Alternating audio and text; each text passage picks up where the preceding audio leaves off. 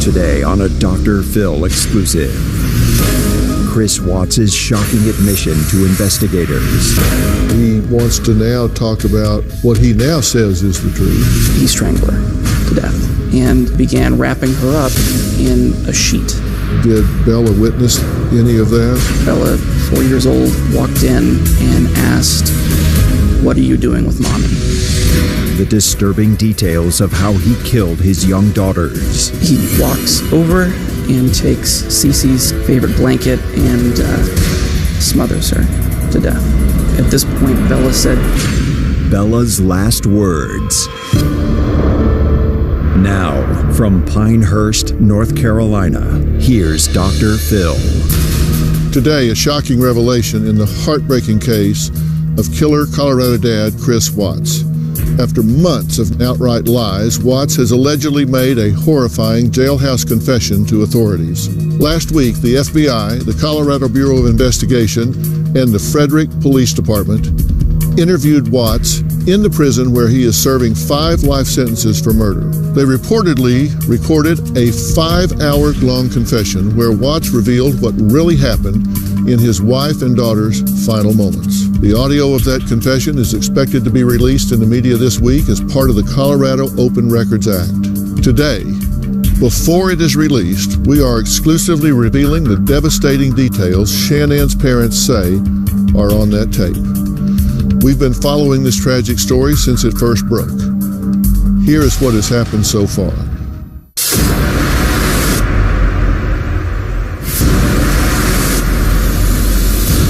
A dark mystery in Frederick, Colorado. Concern in Frederick right now about a pregnant woman who's missing along with her 2 daughters. With a grieving father and husband left behind. I have no idea where they went. They did a close-in shot. His eyes were neither red nor swollen. This was not a man that had been up all night, worried and crying. He also gave smiles and laughter that was completely improper when he was talking about Bella. He says, she was. That's final. As an investigator, that jumps out to me as he knows that she's already gone. And watch him licking his lips. Psychologically, he's trying to wipe away everything he's saying.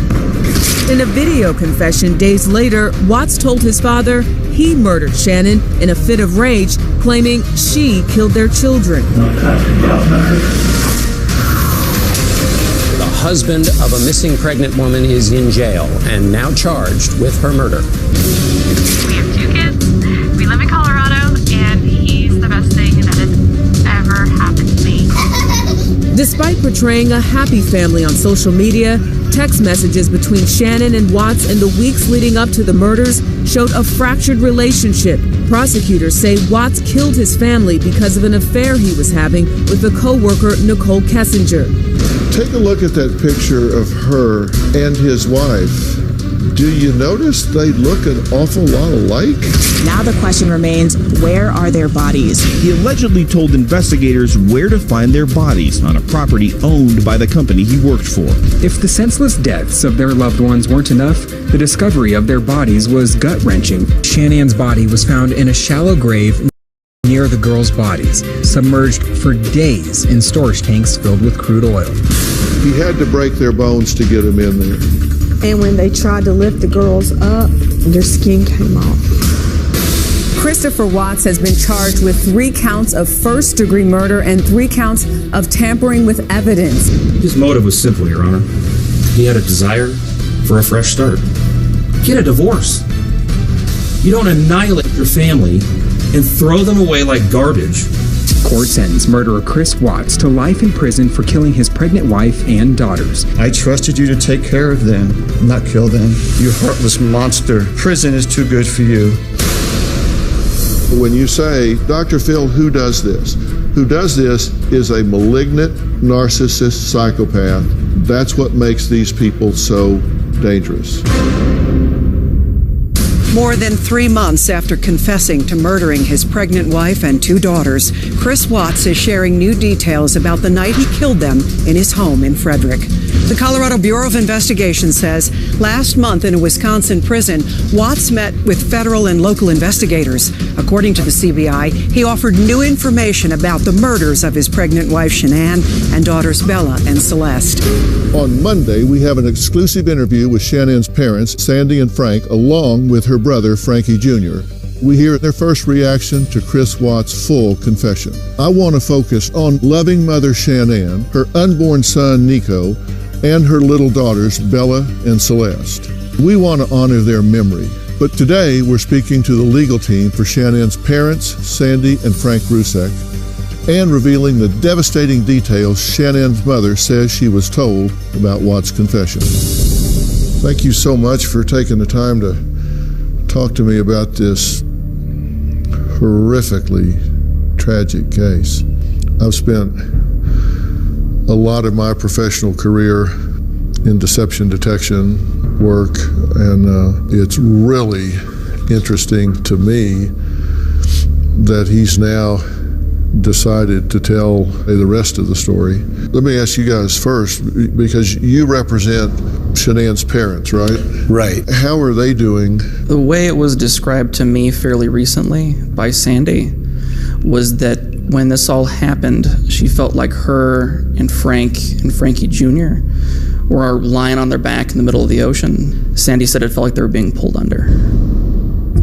This latest development, I understand that he's now sat down for 5+ hour conversation with multiple agencies all at one time and given a detailed confession of what he says actually took place.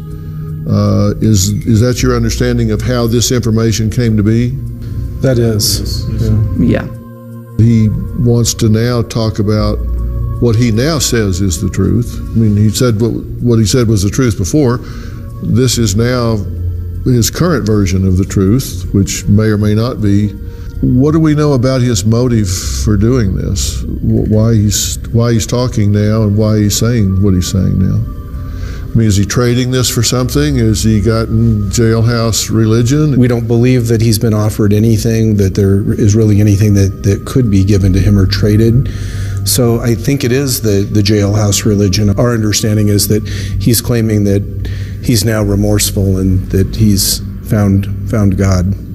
Yeah, we've had a few different conversations with him. It's almost eerie how normal some of the conversations go with him, and I don't know exactly what that's about or anything. He's been very forthcoming. It's almost like calling a neighbor. Right. Really? He really sounds odd. friendly and almost glad to hear from us, which was surprising. We have on good authority, reliable authority, and directly from talking with the parents, specifically Sandy, about what he said during that conversation, correct? Correct. Again, I don't want to speculate about where she got the information, but she is quite confident that what she's been told, in fact, is accurate about what he confessed to during that 5 hours. I think the thing that is probably most important to the family is the nonsense of the idea that Shanann harmed her children in any way is put to bed. And that was the last position he had taken confession-wise when he said, "Can I talk to my father?" And that's what he said to the father, correct? Correct. You guys want to just mother. I told them. When I was downstairs, they came back up and they were gone. So this was what those parents had to hear when he sat down in that room and went through this charade of, "Can I speak to my father?" and says, "She killed them, she hurt them." And those parents had to sit there with the entire world hearing this son of a bitch say that their daughter murdered her 2 children. They 100% know their daughter was not ever capable of hurting those kids and would never do that. But now to hear him admit it is important to them. And again, to be clear, they didn't actually hear it from his mouth yet. They have not heard the tape.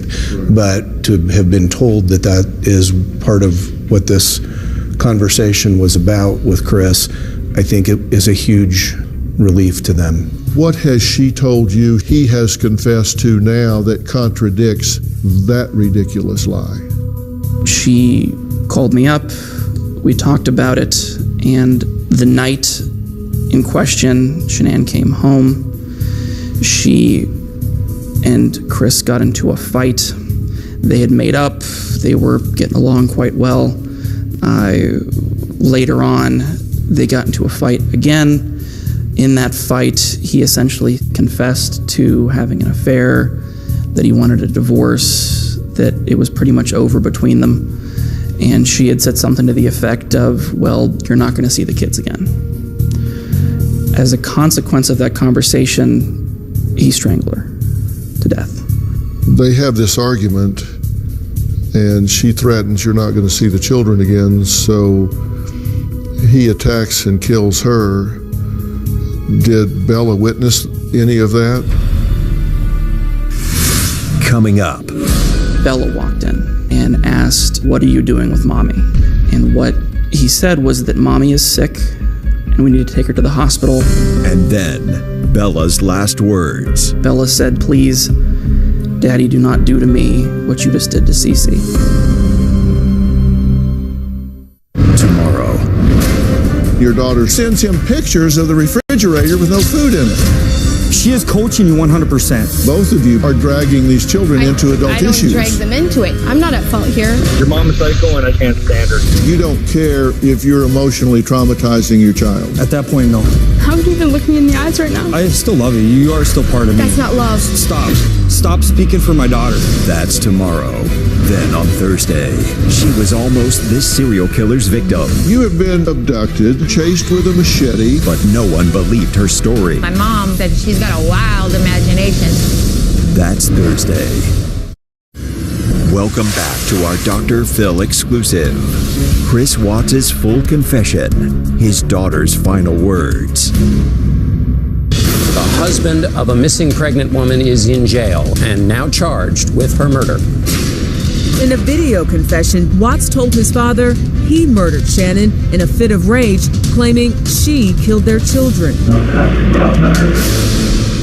Today, we're speaking to the legal team for Shanann's parents, Sandy and Frank Rusick, and revealing the devastating details that Shanann's mother says she was told about Chris Watts' full confession. Sandy's been told they have this argument, and she threatens you're not going to see the children again, so he attacks and kills her. Did Bella witness any of that? From our understanding, Bella did not witness the actual killing of her mother, Shanann.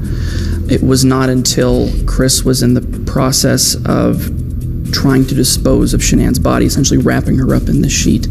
While he was doing that, Bella walked in and asked, what are you doing with Mommy? She knew something was wrong because... She's 4. Well, we've been told she's quite smart, was quite smart, and knew something likely was up. And what he said was that Mommy is sick and we need to take her to the hospital to make her better.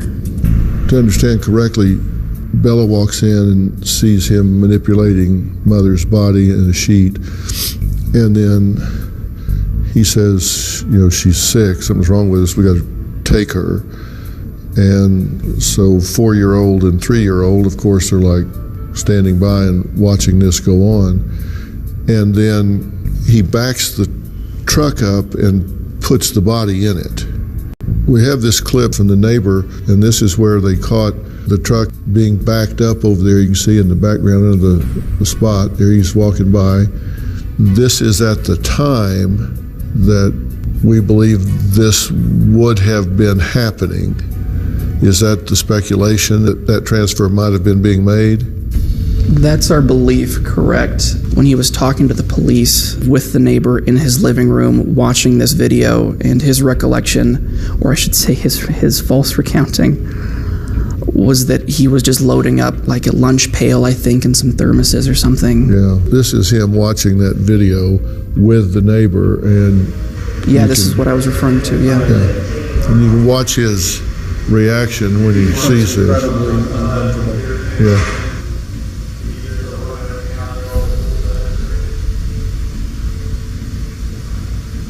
He doesn't even want to look at it. Now he's this despair, hands on his head like, oh my God. Body language is, oh my God.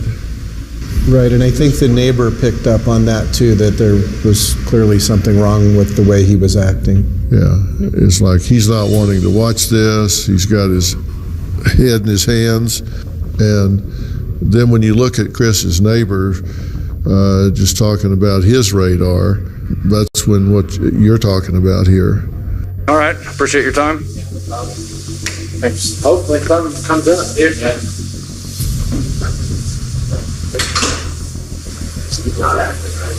No. Rocking back and forth, and mother boats and stuff in and out of the garage. He's now saying what he did was he wrapped her in a sheet, put her in the truck. On the floorboards, loads up Bella and Celeste into the vehicle and drives 45 minutes or so to where the bodies were eventually found. He takes Shanann's body, still in the sheet, and throws it in a dirt pile next to the truck. And he walks over and takes Cece, Celeste's favorite blanket, and smothers her to death. Then he takes her body, takes it out of the vehicle. At this point, Bella had, I guess, unbuckled herself from the vehicle, and he went back to the vehicle, and at that point, Bella said, "Please, Daddy, do not do to me what you just did to Cece." Coming up. From what we've been told, there was a struggle from Bella. She had fought for her life. I think the worst were those girls on the drive there. If he did load them onto the floorboards, how much were Bella and Cece aware of what might have been happening in those 45 minutes? Today on my podcast, it is Living by Design, chapter number 3. We're going to be talking about some important things. How you got to be who you are. I'm going to be talking about the 10 defining moments in your life, the 7 critical choices you've made, and the 5 pivotal people you have met along the way. And you're going to take one personality test to find out exactly who you are, and it's going to be a surprise. You're going to be looking at how congruent you're living your life. Subscribe for free on Apple Podcasts or Stitcher. Welcome back to our Dr. Phil exclusive. Chris Watts' full confession, his daughter's final words. He walks over and takes Cece, Celeste's favorite blanket, and smothers her. And at that point, Bella said, "Please, Daddy, do not do to me what you just did to Cece." And then he killed Bella. From what we've been told by Michael Rourke in the DA's office, and that was revealed in his sentencing hearing, there was a struggle from Bella, I believe. There were signs that she had fought for her life. And I think of the things that have been hard for the Rusiks to comprehend and to accept in this reality, what happened to Bella in those last moments have been the hardest. When Sandy was telling you this, what was her demeanor? How painful was this for her? The hardest thing to hear was that she wonders if in Bella's last moments, seeing as she saw her mother being wrapped up in a sheet, she saw her sister being killed, if some of her last thoughts might have been, where's Grandma, where's Grandpa? I told her, I said, this was not something that somebody could have seen coming. The thing is, we can't see it coming because our minds don't have the capacity to go to that dark place. I mean, you can't see something you can't conceive of. personally, I think the worst for those girls on the drive there, it's a 45-minute drive. If he did load them onto the floorboards like we've been led to believe, obviously the question becomes, how much were Bella and Cece aware of what might have been happening in those 45 minutes on that drive to where their bodies were placed? I've got a granddaughter and a grandson that, are just starting school and stuff, and those are the images that stick in my mind. My daddy is a hero. He helps me grow up strong. My daddy, I love you. And that little voice says, Daddy, don't do to me what you did to Cece. Seriously, that's beyond psychopathology. That's just absolute, unbridled evil. If there's a crime of passion, it's pretty easy to increase the cognitive load on a person if they're having to work everything out in the moment, as opposed to somebody that has premeditated something, thought it through, know they're going to be where they're going to be. And when you look at his interview, this is when he's being talked to before they found Shanann, Bella, and Cece. At this point, he's distancing himself. He's referring to them as she and they. He's not talking about Bella and Cece and Shanann. He uses her name once, but then it's she and they. They're just gone. I mean, this is distancing language. He's using pronouns. He doesn't want to be familiar and talk about them. Do you get the sense that Chris Watts is telling the truth at this point? Does your gut level tell you that? If you're asking us if, based off of our conversations with him, based off of what we've heard of this recounting, if we believe that it is authentic and accurate and what actually happened that day, I have no reason personally to doubt it.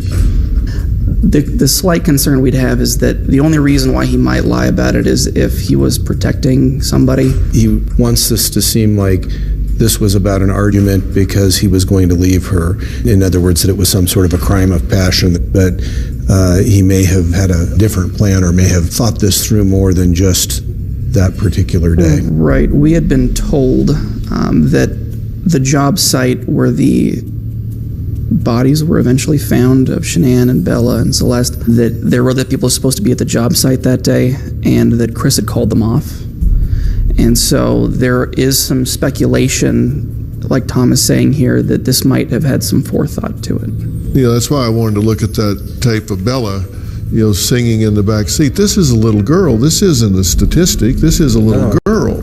And I think that's what the family really hopes that people can see, is that there's so much of this that happens that we become a little hardened to it and a little immune. And they want people to know, this was our daughter, these were our grandchildren, we loved them, they were real people. And to watch him, it's incredibly scary to see how composed he appears to be and that he can stand there and lie. And look at him now in this freeze frame. I mean, you look at his forehead and around his eyes, there's no stress in this man's face at this point. No. And what I'm saying is, if this had not been premeditated and he was having to put all this together in real time, that's when it's cognitive overload. And he's not here, which is why I don't believe this was a crime of passion. And you say that there is some indication that he may have called people off of that job site ahead of time. How does he call the people off? Does he? From my understanding of it, there were multiple people working that job site that day. There was something that needed to be done at the job site. And so he essentially said, well, no, I got this. It's fine. You don't need to come around. I can handle this. That wasn't found out until afterwards?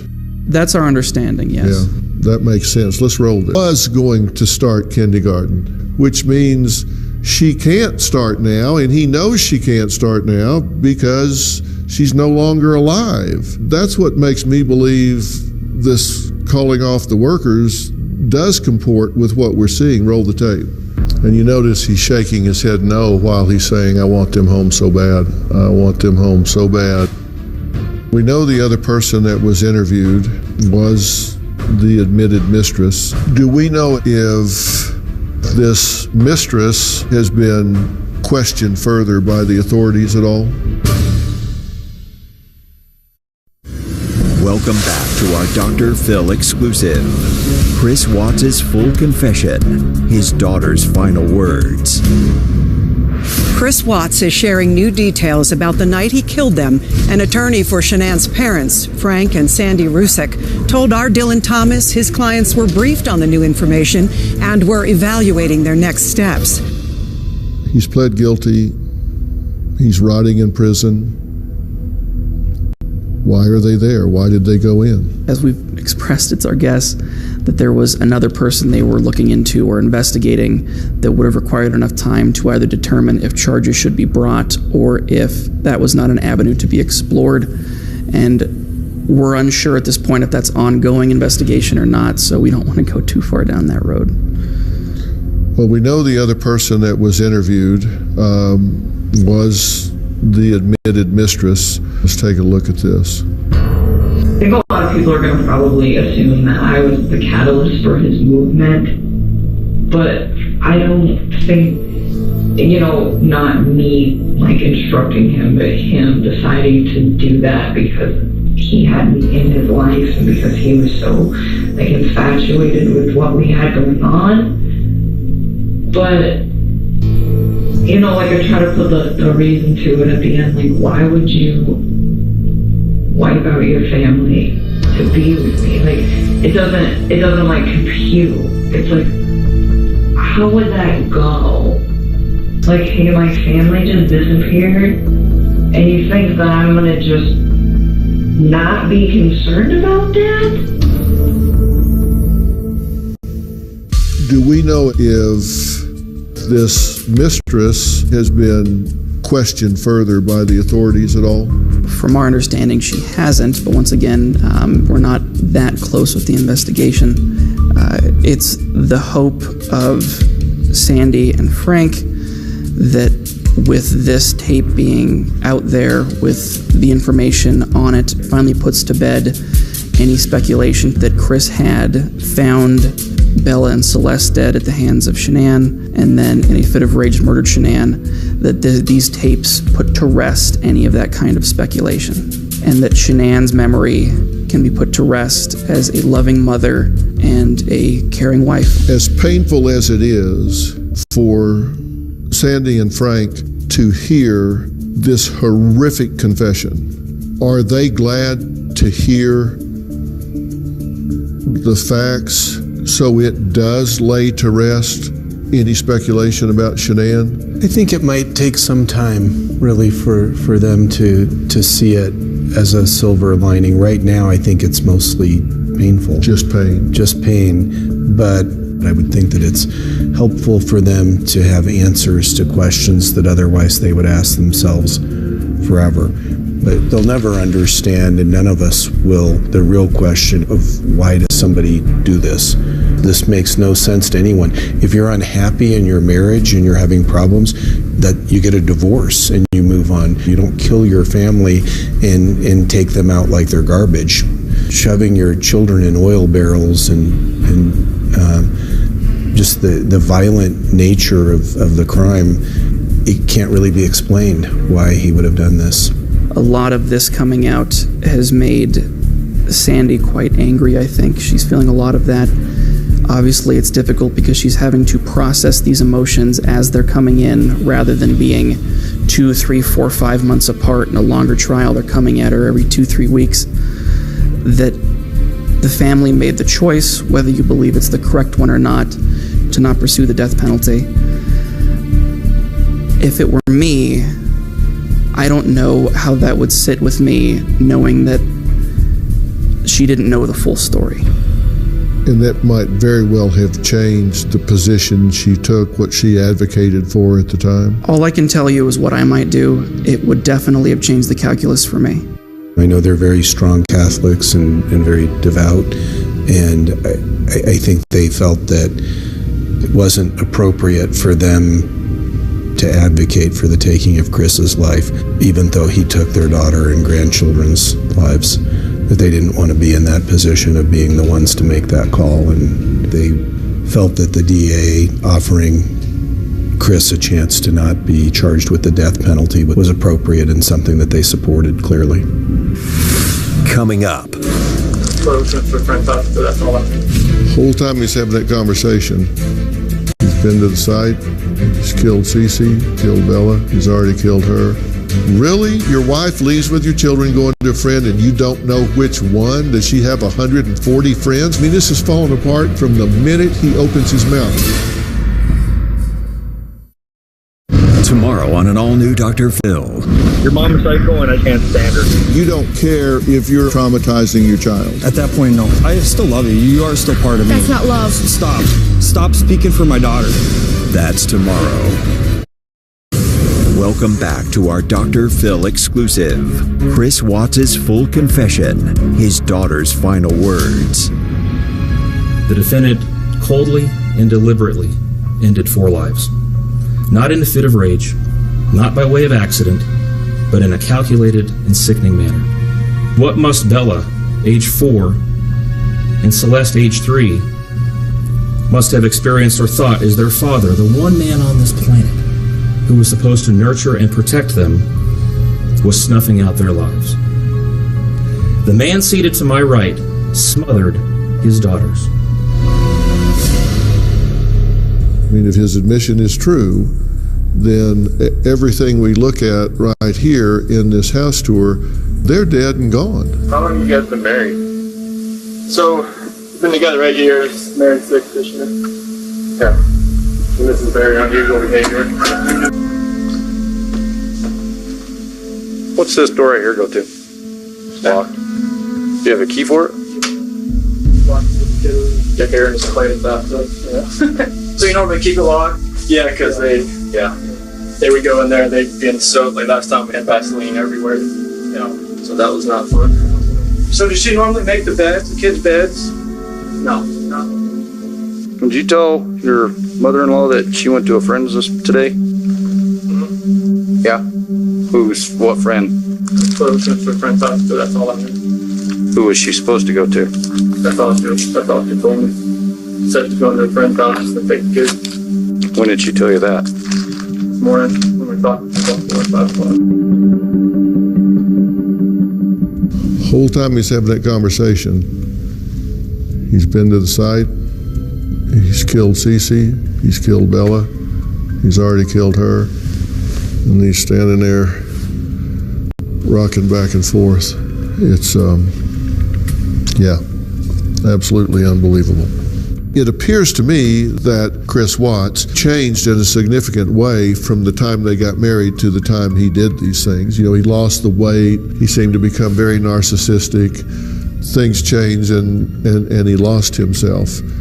He's got 3 life sentences and 84 years to reflect on that. The thing I always found out about these kind of people is they're narcissistic. And with a narcissist, they never challenge their story. And then the first time somebody pushes back, they fold like a pup tent in a windstorm. And that's where you see him on the driveway rocking back and forth, and he's got that deer in the headlights look. And he's got no game, he's got no story, he's got nothing. And he's laughing when there's incongruency between his emotions and his story. And said she went to a friend's. What friend? I don't know.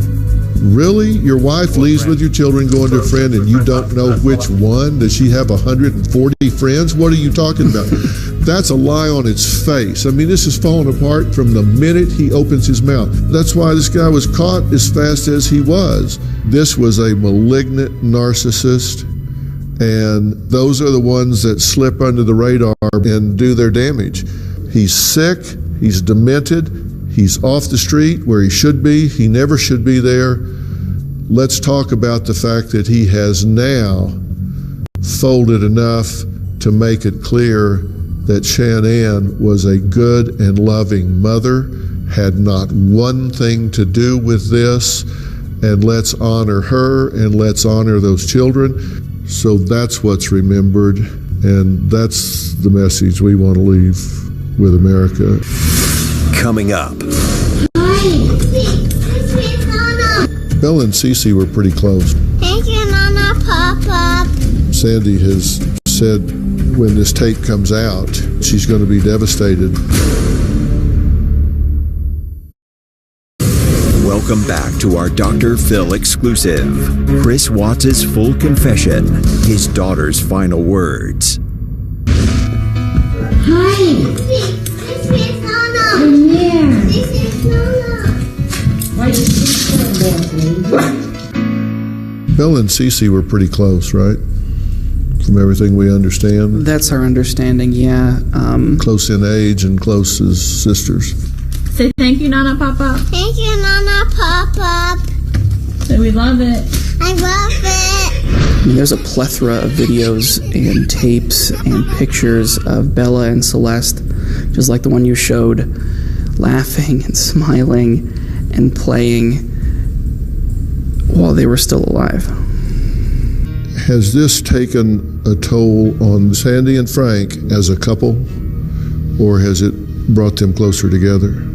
Sandy and Frank, they took some time, they processed it, but they processed it together.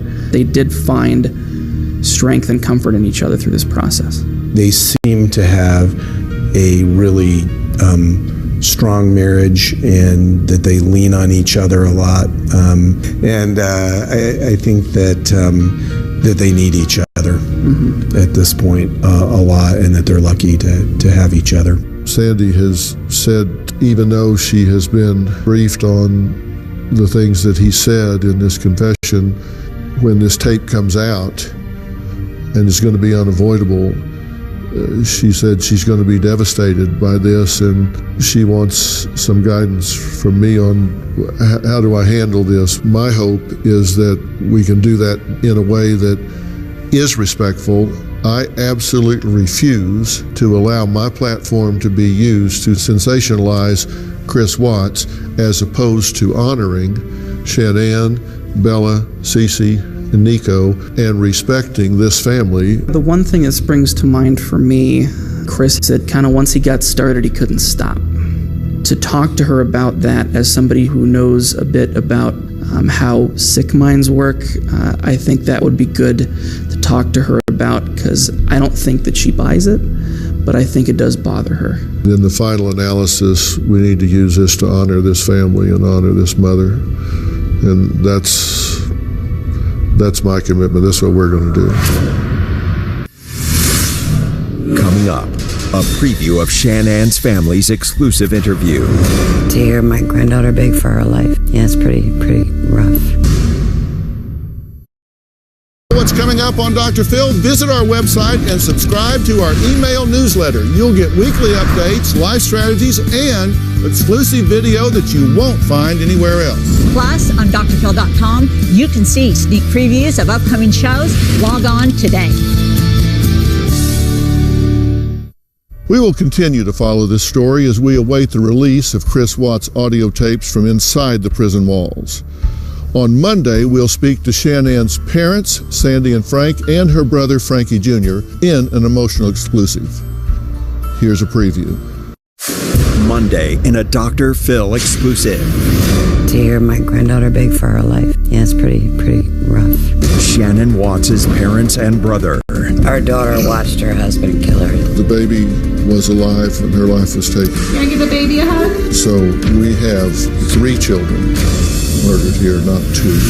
Their reaction to the chilling details. Took Celeste's Yankee blanket and smothered her in front of Bella. You had a real strong connection as a grandmother. Thank you, Nana Papa. Absolutely. I'm glad this is going to shut up all the people that are still saying Shanann did it. You took a position to not support the death penalty. Knowing what you now know, what would you say to Chris Watts? That's Monday. They say these revelations have completely devastated them, but no matter what, they want to be strong and continue to honor the lives of daughter and grandchildren.